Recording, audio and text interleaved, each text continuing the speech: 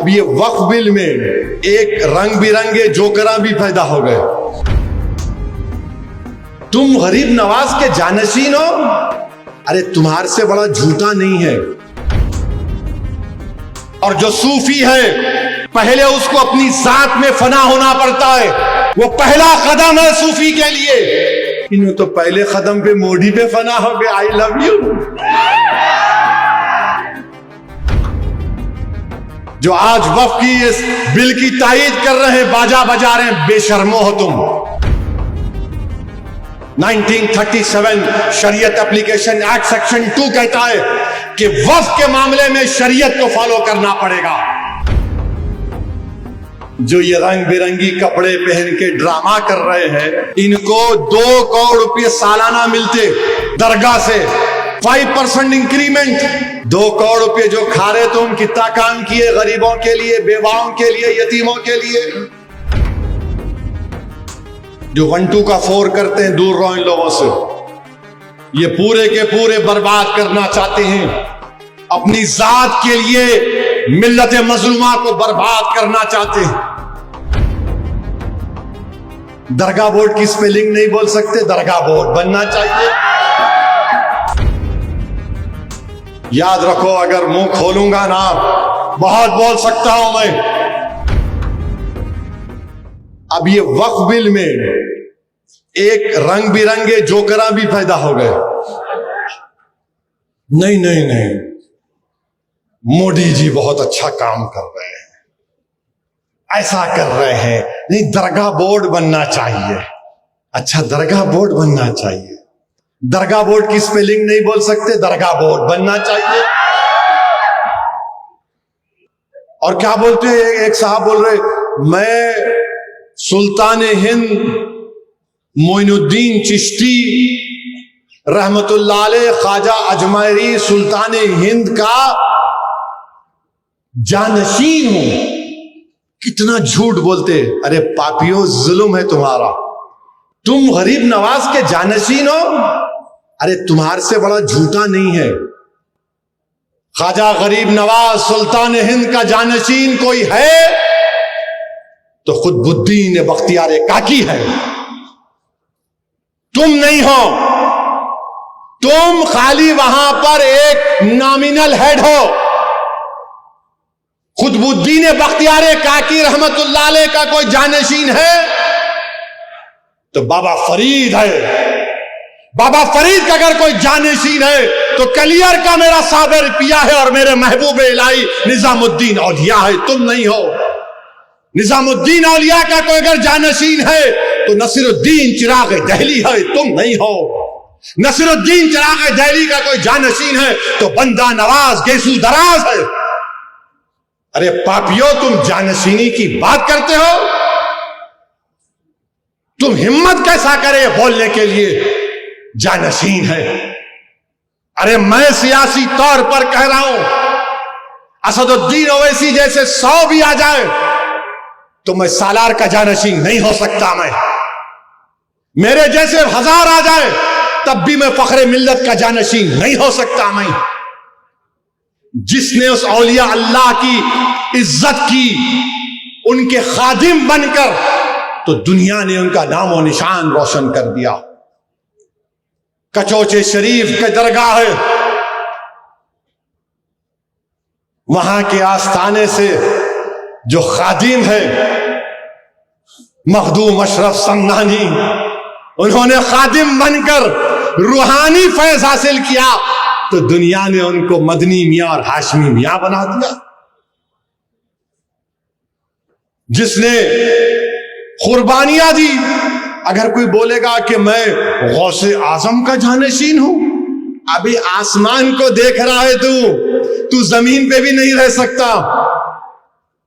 जानशीन है, तबीयत को बना लिया तुम लोग, जानशीन है।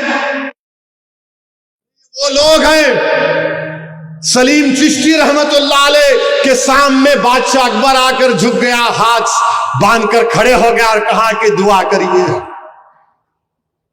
अकबर का महल बर्बाद हो गया।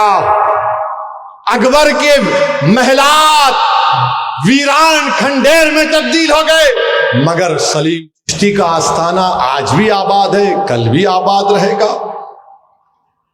मखदूम अशरफ समनानी ईरान से आए बादशाह थे, बादशाहों की बादशाह खत्म हो गई, मखदूम अशरफ समनानी का आस्थाना आबाद है, आबाद रहेगा। हजरत यूसुफैन है, औरंगजेब की फौज खत्म हो गई, औरंगजेब खत्म हो गया, मगर आस्थाने यूसुफैन आबाद है। मुराद शाह धोती रहमतुल्लाह अलैह, मुगलों की फौज गई, वो खत्म हो गए, मुराद शाह धोती का आस्थाना आबाद है। मुगलों की फौज जा रही थी, बुरहाने शाह साहब किबला खड़े थे, उनका आस्थाना आबाद है, बादशाहों की बादशाहत खत्म हो गई। जरजरी बख्श रहमतुल्लाह अलैह, बुरहानुद्दीन गरीब रहमतुल्लाह अलैह, आलमगीर ने कहा कि मेरे पीर के खदमों में दफना दो, वो आस्थाने आबाद है। मेरे भाई अबुल हसन शादली, जिसने उनका खादिम बनकर खिदमत की, वो इब्ने अताअल्लाह इस्कंदरी बन गया। याद रखो, ये औलिया अल्लाह का नाम लेकर तुम जो मोदी का बाजा बजा रहे हो ना, हां, तुम गरीब नवाज के जानशीन नहीं हो,